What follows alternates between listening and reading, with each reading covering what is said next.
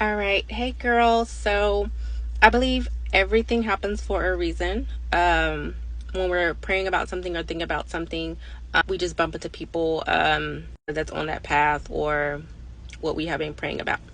And this may not be your story. You may not have a VBAC. That's between you and God. But let me tell you how God answered prayers for me when I attempted my VBAC after 3 C-sections. Okay. So where I left off on part 2 was I was 41 weeks pregnant in 6 days, and I finally went into labor in the morning. I had prayed to God to please let me go into labor before Monday so I wouldn't have to have a C-section by this OB, which I was not going to do since I had found out my OB had just came back into the country and would be at work. But in Sunday morning, everything happened.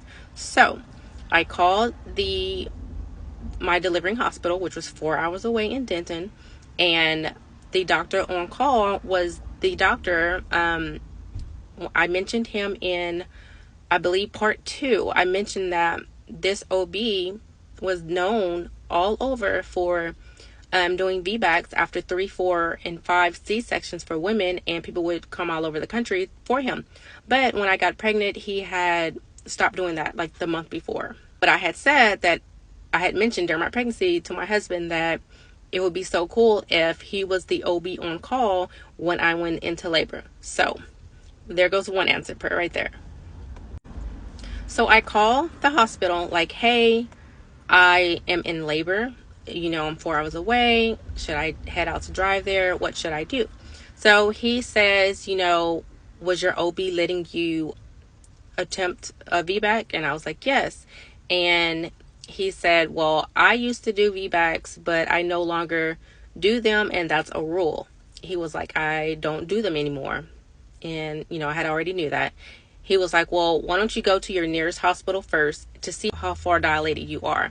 So we did that, and we drove to our nearest hospital, which was Katy, and I checked in, found out I was only like 1 centimeter dilated.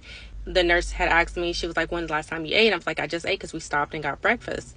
And she was like, well, you're going to have a C-section. You weren't supposed to eat. And I said, I'm not going to have a C-section. And she looked at me like, oh, okay. So they brought in the OB in, and he was not happy about me not wanting the C-section. They brought another nurse in, and long story short, the OB ended up coming in and having me sign a what is it? The paper you sign when you're going against medical advice. I think it's AMA, against medical advice. I don't know. I had to sign the form that I was going against medical advice, that I was leaving, and there was a nurse in there. She's like, well, should I call CPS? And I was like I had already heard of things like this, like they are trying to do something like this, but yeah, he was like, no. He was like, you are harming yourself, and the doctor who's allowing you to try for a C-section could lose his license. And none of that mattered to me because my doctor, my OB, was on board with this. She had experience. The OB on call had so much experience, so none of this, it didn't raise a red flag to me. So what I did was, after that we left, I called the OB back in Denton, and I was like, hey, I'm 1 centimeter.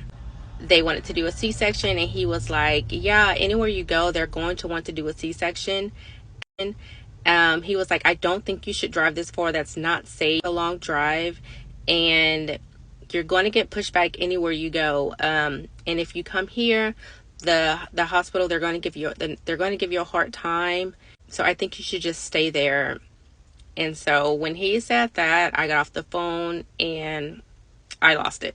I lost it because I was like, man, at this point, I'm like finally at the finish line. I'm like, now I don't know what to do. Like, this is what I've been waiting for. And I was just crying. And my husband was like, this is what we've been waiting for. This is what we have been praying for this entire time. You're going to let your pain, because that's really what it was. I was having back labor and it was so bad. And he was like, you're going to let that, take you away from the goal. And so I sucked it up and I decided to, like, hey, let's just go. Let's go on this 4-hour drive. So went back home, packed our bags, and my mom was at the house with our boys, and we drove. And I don't recommend driving while in labor. It was so bad. And we ended up making it to Denton in like 3.5 hours. Probably a little bit less, which was crazy. But I won't say crazy. I will say that was God, because it usually takes us 4 hours or over 4 hours. It had been taking us over 4 hours to get to Denton for my appointments. So, but I will also say that on our drive there, I thought about what the OB said, that the hospital was going to give me a hard time. And I prayed that I would not have a hard time when I arrived to the hospital. I prayed that, it would be peaceful, and the nurses and the staff, everyone would be nice, because I did not want to. I'm already in labor. I don't want to have to fight with anyone to try to have this VBAC. I just didn't want that type of energy. Like, I just didn't. So we arrived at the hospital, and immediately the nurses, everyone was so nice. They knew I had just drove from Houston. Nobody looked at me like I was crazy. Nobody frowned at me. Like, everyone was so nice, and I was like, thank you, God. They checked me in. I went to the labor and delivery floor, and then the OB came in, and I was like, oh my God, because I didn't tell him I was coming. So he came in, and he was joking. He was like in a laughing matter, and I felt good, because I'm like, I don't want him to be upset at me. He was like, you just couldn't stay away, could you? And I was like, no. So he came in, and he brought some nurses and staff in with me. He wanted to be sure that I knew what I was getting into, and that I knew the risk. And I did, and we talked about that. And he asked me, was I scared? And I said no. He was like, well, I'm not scared, because I've done this so many times. And he agreed that he would let me try to have a VBAC after 3 C-sections. So the video is already kind of long, so I will cut it off here, and then I'm going to pick back up in my next video, sharing what happened. He agreed to let me try, and where things went from there.